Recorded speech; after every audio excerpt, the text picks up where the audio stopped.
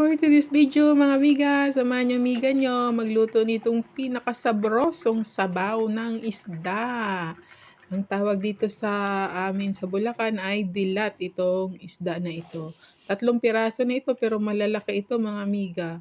Kaya tamang-tama ito sa may mga sipon at saka sakit na inuubo. Sahugan lang natin ito ng pechay at saka dahon ng sibuyas. At tsaka ito, nagpakulo lang ako dito na ng tubig na merong sibuyas, kamatis at luya. O diyan pa lang, masarap na yung sabaw, 'di ba mga amiga? Ilagay natin itong mga isda. Tingnan niyo, mahaba itong aking isda. Alam mo lang 3 piraso pero mahahaba naman.